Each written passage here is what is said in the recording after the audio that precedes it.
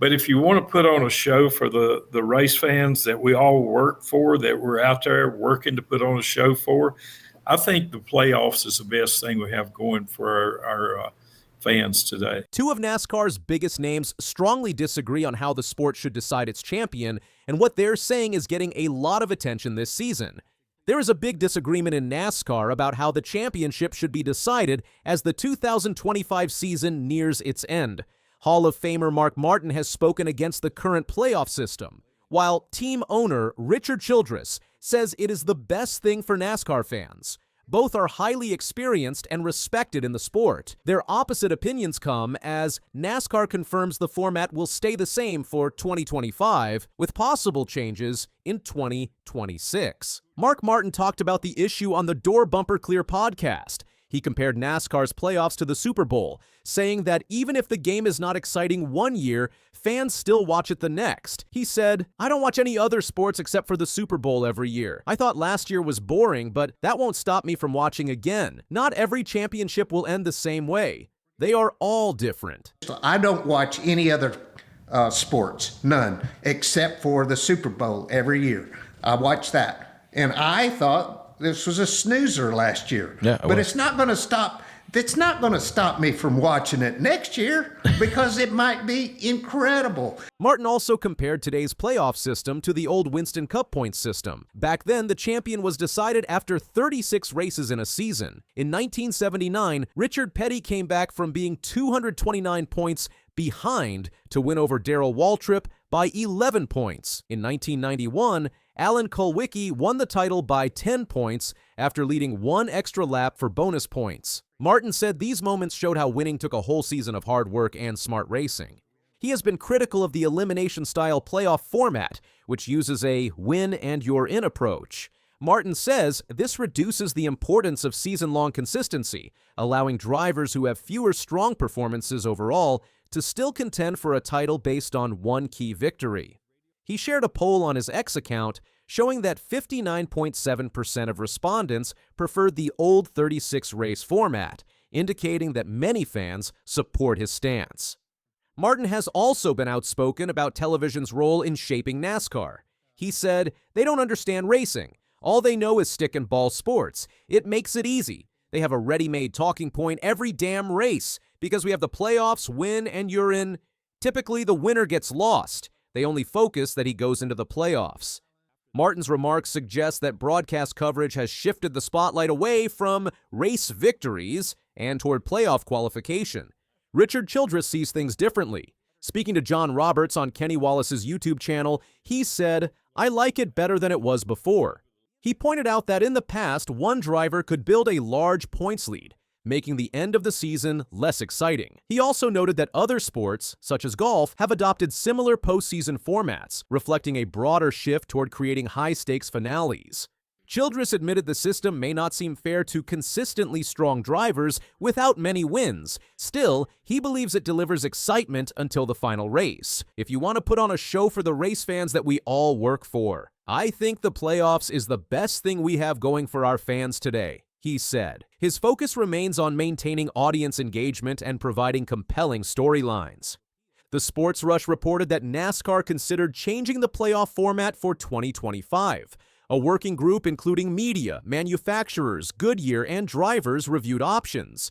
NASCAR announced the current system will remain for 2025, with potential adjustments in 2026. Officials stated that ongoing evaluation will help determine whether the format meets both competitive and entertainment goals. This season's standings show the system's influence.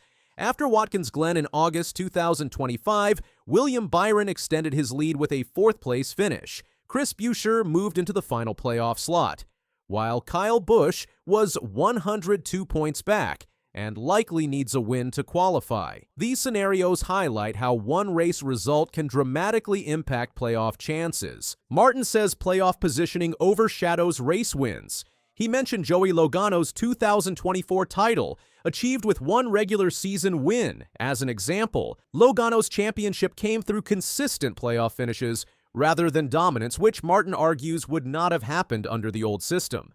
Childress accepts such outcomes as part of the format. He emphasizes that the goal is competitive drama through the season's end. He believes the system keeps fans engaged and mirrors trends in other sports, where postseason formats often reset competition. John Probst, NASCAR's executive vice president and chief racing development officer, confirmed NASCAR is listening to feedback and will review the system in 2026.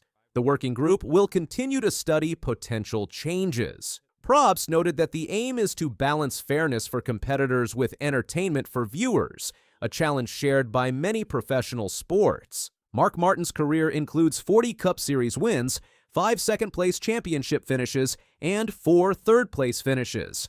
His approach was built on season-long performance and consistency.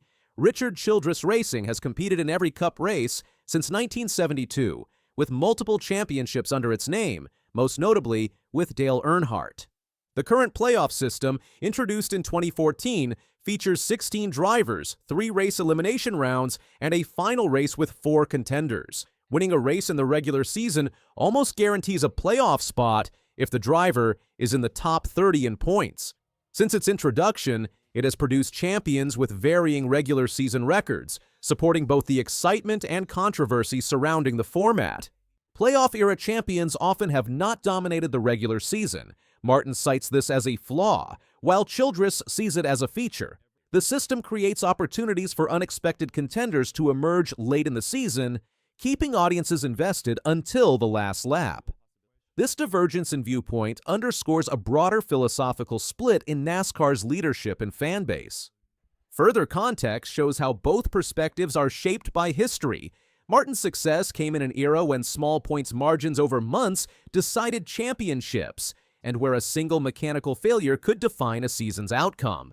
Childress's tenure as an owner spans both points-based and playoff systems, giving him a business-oriented view of fan engagement and broadcast revenue implications. Additional examples from the playoff era include drivers such as Ryan Newman in 2014, who reached the championship four without winning a race, finishing second in the standings. For Martin, such results highlight the imbalance between consistency and winning. For Childress, they are evidence that the playoff system opens the door for surprise contenders and late-season drama. Looking ahead, NASCAR's 2026 review will likely revisit criteria for playoff qualification, the weight of wins versus points, and the length of elimination rounds.